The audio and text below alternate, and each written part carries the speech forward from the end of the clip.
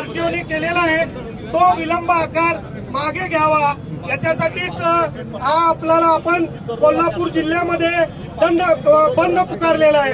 तसंच लक्झरी बसेसचा सर्व महाराष्ट्रामध्ये हा बंद चालू आहे। त्याच्या मागची भूमिका एवढीच आहे की हा 50 रुपये जरी आपण म्हणत असलो दिवसाला दंड, तरी सुद्धा 8 वर्षाचा हा जो दंड आहे तो सुमारे 1,24,000 रुपये एवढा होतो। म्हणजे जेवढी रिक्षाची किंमत नाही त्या रिक्षाच्या किमतीपेक्षा देखील जास्त हा दंड होतो। जे काही हायकोर्टाने स्थगिती दिलेली होती ती स्थगिती 8 वर्षांनी उठवल्यानंतर हा दंड एवढा 1,24,000 रुपये झालेला आहे। त्याच्यामुळं हा न परवडणारा दंड आहे। मुख्यमंत्री हे स्वतःला रिक्षावाले समजतात। त्याच्यानंतर विजयराव देवणे या ठिकाणी आपल्याला मार्गदर्शन करतील।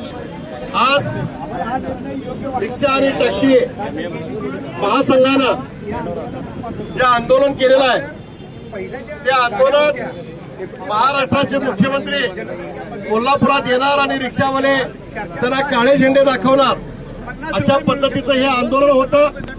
गेली जवळजवळ 1 महिनाभर हे आंदोलन सुरू आहे। 50 रुपयाचा दंड मागे घेतल्याशिवाय आपल्याला राहायचं नाहीये। या आंदोलनाचा दुसरा टप्पा समितीची ज्यावेळेला एकत्र बैठक होईल त्या बैठकीमध्ये ठरवलं जाईल। आज या ठिकाणी सर्वांच्या वतीनं या परिपत्रकाची होळी केली।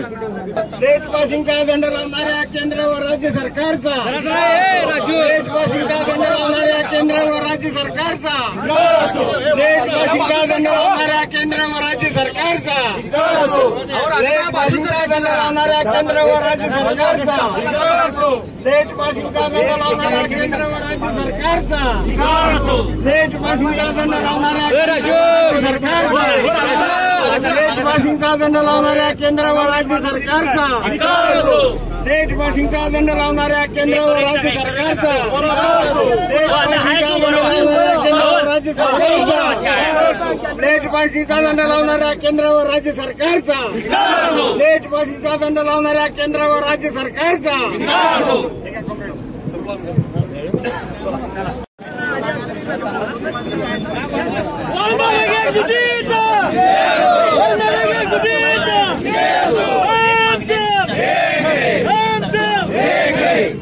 अन्यायी दंड रद्द, अन्यायी दंड रद्द, कोण म्हणतंय होत नाही, कोण म्हणतंय होत नाही, जरासं पाठिंबा सरकार